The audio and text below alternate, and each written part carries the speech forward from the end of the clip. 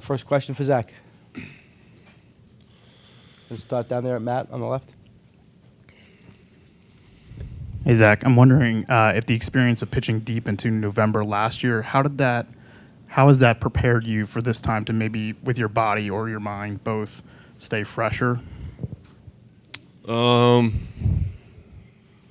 don't know. I think it's just doing the same thing as we have all season. I work with Paul, our trainer, a lot. He's really good at what he does, and he knows my body probably better than I do. So I'm with him every day, and he just prepares me to go out there and do my best. And I think as long as we stay on that routine, we should be good. Next question in the back there.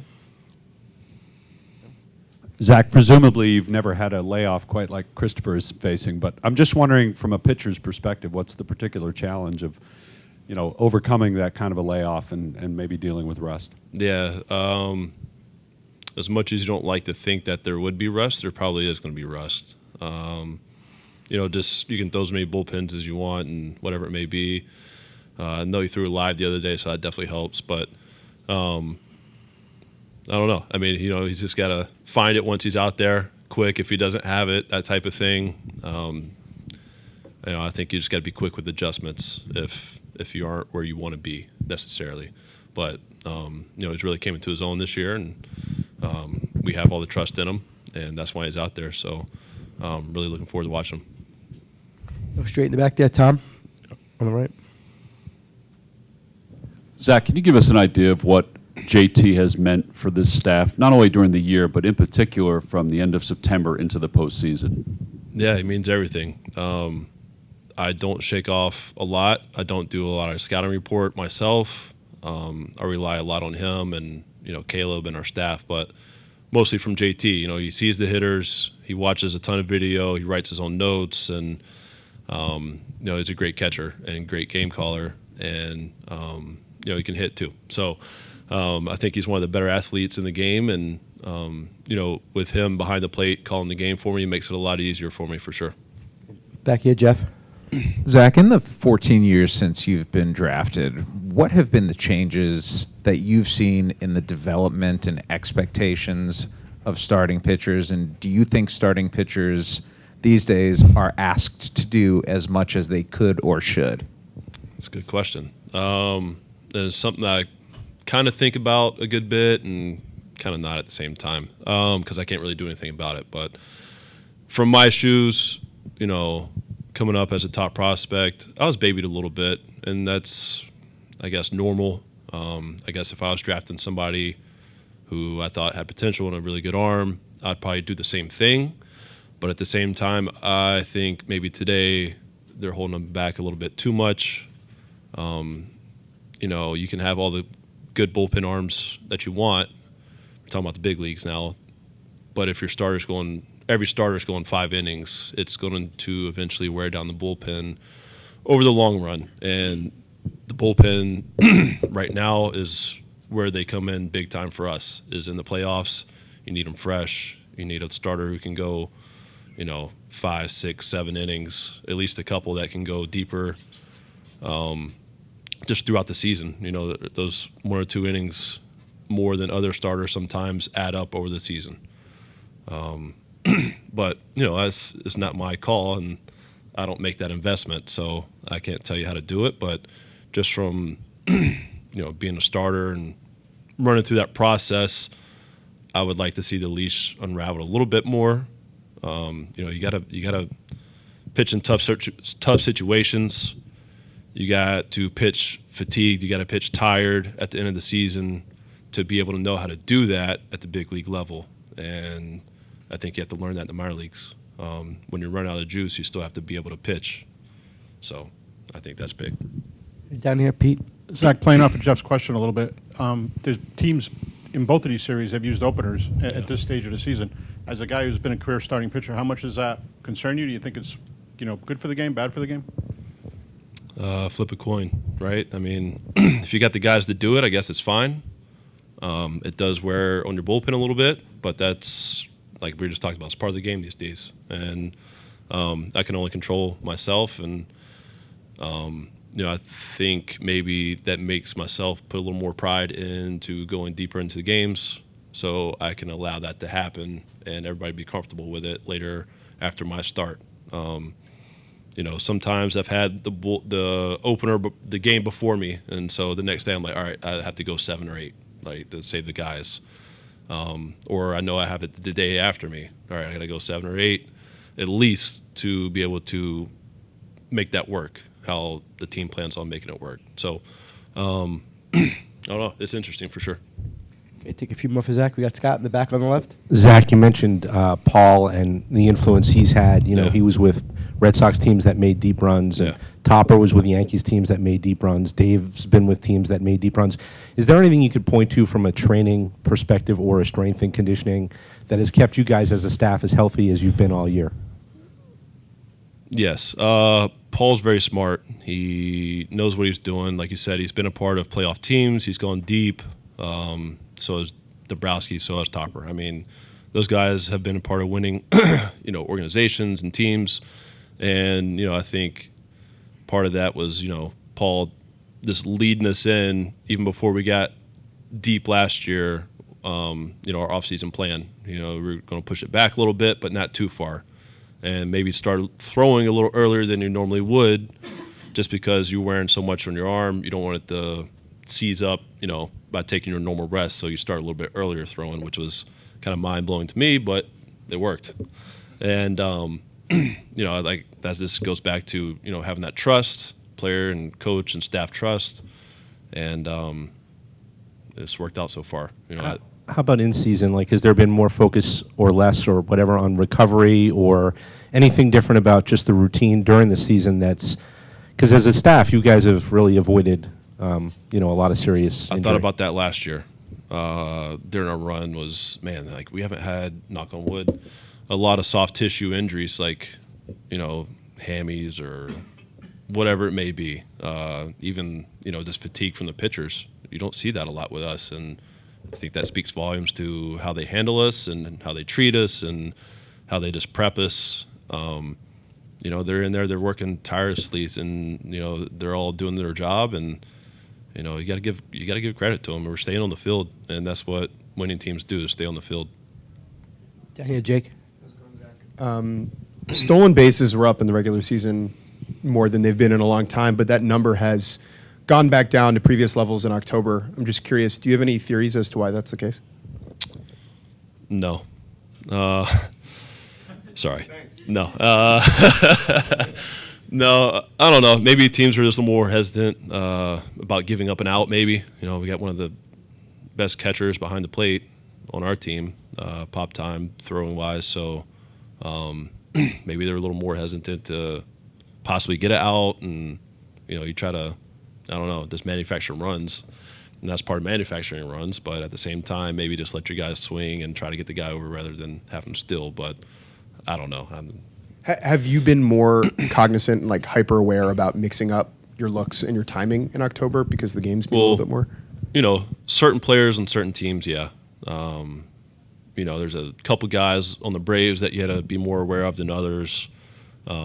This team's really young and athletic. They can run, and even some of the guys that you don't think would run take their chances sometimes. So, maybe more teams, more series than others. Yeah, you got to pay more attention, but yeah. Take one more, Jeff, in the back. We were talking about younger players in the development a little earlier, but I think it extends even to pitchers such as yourself. The last complete game in the postseason was in 2017. Yeah. Do you have aspirations to actually throw a playoff CG, or is that something that, because of your bullpen and because of the way baseball's played these days, doesn't really even enter your mind anymore? Well, I think as a starter, I think your goal every time is to throw a complete game with no runs scored. I think that's the goal every time. But realistically, these days, the bullpens are probably a little better than they were. So teams take advantage of that. And, whether it be the third time through the order or, this late in the year, you can afford to take out your starter when maybe back, 10 years ago you weren't able to, just because maybe you trusted your starter a little more than some of your bullpen guys. I feel like there's more dominant guys in the bullpen maybe than there was. So teams are just taking advantage of that, I feel like. Thanks, Zach. Appreciate Good. it. Thanks, Okay. guys. Okay, everybody, we'll open up for questions for Jose. We'll start right here in the middle.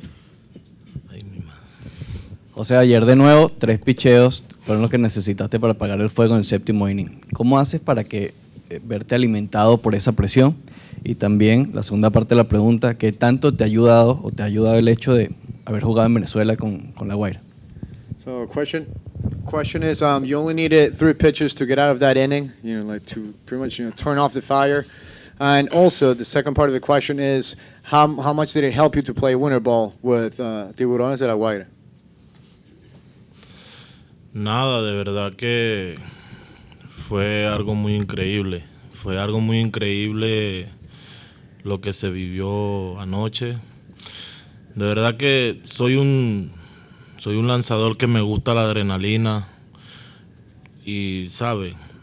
Vengo con esa mentalidad enfocado solamente en la mascota. No me importa cuántas personas hayan alrededor de mí o en el estadio. No me importa quién esté bateando. ¿Sabe? Me gusta esa intensidad de juego. Y, ¿sabe? Fueron muchas cosas que pasaron que me llevaron a jugar al béisbol en Venezuela, que es una historia bastante larga. Pero de verdad que cuando yo fui a jugar a Venezuela, yo cuando jugaba en Tampa era abridor, pero sabe, Jorge Velandia era en ese entonces el gerente del equipo La Guaira y ¿qué te puedo decir? Me necesitaban como relevo y aprendí, pues, y por eso yo creo que me gusta la adrenalina, porque de verdad jugar el béisbol caribe siento que es una adrenalina más fuerte que esta. Give me just a sec. Yeah, so that inning last night, when I got when I only needed 3 pitches to get out of the inning was incredible. It was honestly an incredible moment for me. I feel that adrenaline fuels me. Like I get something really good out of like those like moments that give me adrenaline. When I'm on the mound, I only focus on hitting the target. I focus on hitting the catcher's mitt. I do not care who's hitting, what the situation is in the game. That's to answer the first part of the question. Then, when I was in Tampa, I was a starting pitcher, early in my career. Velandia was the GM for Tiburones de La Guaira in Venezuelan winter ball. He called me and he said he needed a reliever for that particular year. So I went, just to help the team out as a reliever. I love playing, baseball in Venezuela because it's that Caribbean flavor, that Caribbean, way to play baseball that brings a lot of intensity, and again, that adrenaline that you feel in Venezuela is something that it's hard to find somewhere else. Okay, También follow up. También se ha hecho público el tema con tu familia y el visado, que han tenido problemas para venir. Primero, si ha habido alguna actualización con eso, y segundo, ¿cómo haces para lidiar también con esas emociones de no tenerlos acá?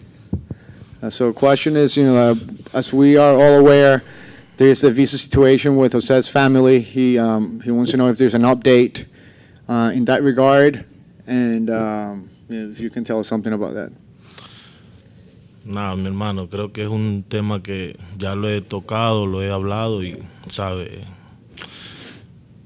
Me pega mucho cuando me hacen esta pregunta, pero, ¿sabe? Estoy enfocado en lo que queda de juego, estoy enfocado en el juego de hoy y, pues, si quieres hablar ese tema, lo podremos hablar en otra oportunidad, pero de verdad es un tema que me ha pegado mucho. Me ha pegado mucho y siento que no es el momento de hablarlo. So this is, this is something that I touched on already publicly. This is something that hurts me a lot, and right now I'm just focused on the game, on today's game. We can talk about it some other time, but right now I would rather just focus on today's game. Over there on the right. Hi, Jose. What have you seen from Christopher since he came up this summer, and how has he grown as a pitcher in this clubhouse? Ahorita tú ves Sánchez desde que está en Grandes Ligas con nosotros, cómo ayuda a este equipo y cómo lo ayuda a ustedes en el clubhouse. Nada, de verdad que conozco a Sánchez desde que estábamos en Tampa.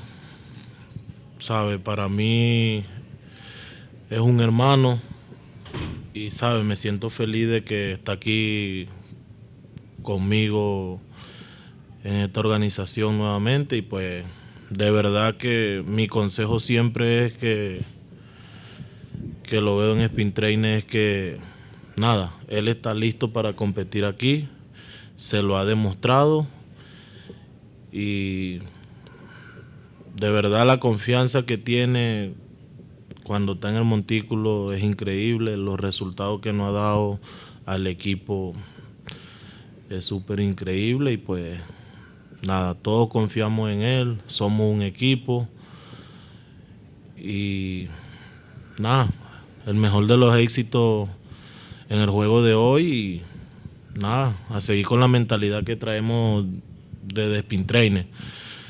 Yo siento que en la unión está la fuerza, lo vengo diciendo, y de verdad que este equipo está donde está porque venimos unidos como equipo, somos una familia y de verdad que a pesar que mucha gente no nos veían como favoritos, estamos aquí en la serie de campeonato y nada, hoy vamos a salir a dar lo mejor de nosotros como siempre, como venimos haciendo como equipo. And so I met Sanchez, back when we both were with the Rays. He's like a brother to me. I'm very happy, to see where he is today. I'm very happy to be back together with him. We're on the same team. We play for the same team. And a piece of advice that I always give him is that I remind him that he's ready. He's ready to compete. He's ready to show the type of pitcher that he is, what he is capable of. I don't want him to forget that. I tell him to keep his confidence up. He's shown good results, and we all trust him. We all have plenty of confidence in him. I honestly wish him the best. I want him to have the same mindset as he did when we started in spring training. And something that I firmly believe in is that in the unity, when you're united, you find that strength. You get extra strength, and when we're all united, and that's what this team has. We're a family. No one thought that we would be here, in the NLCS. And look at us now. We're one of the favorites now, and we're going to keep playing hard. We're focused on today's game, and we're going to take it one step at a time. You're going to go in the back there on the left. Jose, how impressed have you been by Jeff Hoffman's ability this year to come into dicey situations and get out of it without allowing runs? Qué tan impresionante ha sido ver a Hoffman en la actuación en la lomita, lo bien que le ha ido cuando tiene que apagar el fuego, como así, como eso te toca a ti. Nada, ¿sabes? Yo estoy contento con todos los chamos que están en el bullpen, ¿sabes? Creo que ha sido el mejor bullpen de todo el año, o sea, de toda la temporada, porque, ¿sabes?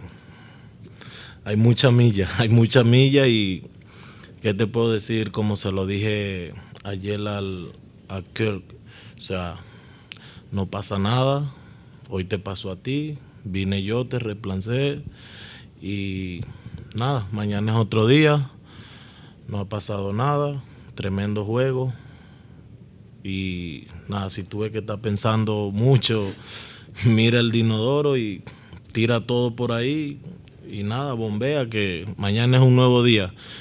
Igual se lo digo a todos los muchachos, a Ser Anthony, a Soto, a Kirk, a Hoff, a Strom, a Kimbo, ¿sabe? Que si me meten en una situación como mayormente me usan, ¿sabe? Y caigo mal, o sea, yo confío en ellos porque somos un equipo y estamos aquí para ayudarnos unos al otro y de verdad que lo mismo le puede pasar a ellos. Puedo venir yo y reemplazarlo como lo hice anoche. I'm very happy with the bullpen that we have right now. Honestly, I think it's the best bullpen so far this season. We have a lot of miles, meaning that we throw really hard. We throw fire. When we come out of the bullpen, the opponent team has to get ready because we're gonna throw really, really hard. Something I said to Kirkering last night was like, hey, this happens to anyone. Don't worry about it. Just flush it. It's one day it could be you, one day it could be me. It's at the end of the day, what I tell every single guy in the bullpen, Dominguez, Soto, Stram, Hoffman, Kimbrel, all of them, is, one day I'm not going to do well, and I'm sure, I am 100% confident that you are going to pick me up. We're here to help each other out, because at the end of the day, we're a family, we're a team, and that's what we're here for. No, y Hoff viene haciendo un excelente trabajo. Creo que todo lo que estamos en el bullpen venimos haciendo buen trabajo. Simplemente, se le presenta la oportunidad de usar a Hoff. Y nada, de verdad que súper contento con el trabajo que ha venido haciendo y pues, solo le pido a Dios que nos mantenga todos sanos, saludables. Y que cada vez que salgamos ahí a competir, que nos dé los mejores resultados. And for Hoffman, I mean, he's done an excellent job. I could not be happier for him. Everyone in the bullpen has done a tremendous job. And what I ask God is to keep us healthy. Because if we're healthy, we're gonna get good results. Anything else? Thank you, Jose. Appreciate it. Thank you. Okay, first questions for Barry here in the front. Hey, Rob. In the din of everything yesterday, didn't get a chance to ask you how you came to the decision to start Christopher and how over Taiwan, and what do you expect from him later in the game as things play itself out? Well, Cianci's pitched very well for us ever since he's come up. And very consistent. He got an inning in New York at the end of the year. We had a 2-inning sim game, both him and Taiwan, on the off day between series, and he threw the ball extremely well. Filling up strike zone, changeup was good, changeup was excellent. Velocity was good. I just think he's pitching very well, and if he throws strikes and he's got his changeup going, it's a good matchup. What do you expect to get out of Walker today, too? Well, Walk's in the mix, but it doesn't necessarily mean he's going to pitch. Okay, gotcha. Yeah. Thanks. Next question. Gonna go in the back there, Jesse. Rob, I don't think you guys hit either day, the off day or yesterday. When you have a game like that yesterday, do you ever second guess yourself or talk to Kevin and say, maybe we should have hit, or No. you don't question the process? No, because we normally don't hit in day game, like 1 o'clock, 2 o'clock games. And the last time we came out here in June, we didn't hit at all. And we won 3-4, and we swung the bats very well. And it was just because of the time change, West Coast type stuff. So we're hitting today because it's a 5 o'clock game, which is really 8 o'clock for us. So, but day games we typically don't hit. Gonna go there in the middle to Marty. Yeah. With the rules now in extra innings, back to the old rules, does it affect the way you handle the bullpen, using maybe a guy for 2 innings versus 1, especially with these bullpen games where you could be in the bullpen early? Yeah, no doubt. And that's why, Taiwan is so valuable, because he can give you a little bit of length. It's been 20 days since he started a game, but at least he can give you a little bit of length, so you get into that extra inning type game, or early, really early in the game where you need to eat up some innings. That's where he comes. That's the value in him, and also with a guy like Michael Lorenzen, same thing. So at least we have some length in case that scenario comes up. Okay, on the right, Marcus. Rob, was there any scenario in which Taiwan Walker would have started today, or was it always Christopher? In my mind, it was right after the Sim game. I was kind of leaning on Sanchi, and then I didn't announce anything because of the fact I didn't know what was going to happen in the first 3 games. So that's why I announced it last night. If we had to use Sanchi for whatever reason, then obviously Taiwan would have gotten the start. Okay, stay over here on the right. Rob, do you have any kind of conversation with Orion after a game like last night, especially it being the first time he's kind of had a rough outing? Oh yeah, and I don't see any effect on him at all. And I know that not only myself, but a whole bunch of guys were making sure that he was okay. And I think he is. I don't think he's affected one bit. Okay, go over here on the left, in the blue, in the back. Rob, what's made Jeff Hoffman so able to come into those dirty innings and escape it kind of unscathed this season? Well, I think the stuff is one, and the development of the split on left-handed hitters is the other kind of equation, or the other part to the equation. So, and plus he's throwing strikes, and when we first got him, he was a little bit scattered, but he settled in and throwing strikes. Really good fastball, slider on right-hander, split on left-handers. He's really been good, and a little heartbeat again, and that's why he can handle the situations. We go back to Marcus on the right. A couple things. How good did you feel for Jeff Hoffman doing what he did in that moment yesterday? And the other thing is that you've been around elite relievers. Have you seen a guy with this mentality this young? With Orion. Yeah, so first of all, I felt great for Hoffy because he's been doing that for us most of the year since he's been up anyway. And yeah, that was a big spot. We needed swing and miss, and he got, I think, Moreno on a I forget who the first hitter was, but he got swing and miss, and then he got the ground ball. So that was huge for us. Orion is kind of a different cat. He unfazed by anything so far, and very, very calm. And you put the stuff with that, and it's kind of exciting to see. Okay, here in the middle, Tyler. Rob, it might have got lost a little bit yesterday because of the result, but you guys made a lot of good plays in the field and the infield. How have you seen the Phillies defense evolve over the last few years, and the way it is now, how much more comfort does that give you when a ball's in play? Yeah, a lot of comfort. I was mentioning, I think yesterday, I'm not sure which group of people I was talking to, but the job that our front office has done in the last couple of years to get a more athletic club on the field, with JT behind the plate, and I got Stott at second. I know Trace had a little bit of a down year defensively at short, but on a good year, he's an athlete. Now you got Rojas in center field, Marsh in left field. 2 years ago, it wasn't even the same structure. It was just, we're just so much more athletic now, and we cover a lot more space. So you're getting to balls. Guys aren't getting extra bases. Pitch counts, because of that, you can attack hitters better, so pitch counts stay lower. It's just, I mean, they've just done a great job to create this athletic group of people to defend. Right down here, Pete. Rob, in almost every series, teams have used openers during the postseason. As a manager, are you just sort of resigned to the idea that there's going to be games where you're going to have to put it together, and that's just how baseball's played now? Oh, sure, yeah. For us, this isn't really an opener for us. I mean, Sanchi's one of our starters. It's just a matter of how many pitches we're going to put on him and how effective he is, because he hasn't had a start in 26 days. But on the other side, so we're getting kind of used to, seeing openers, and you just got to deal with it. Okay, I'm going to go over here to John on the left.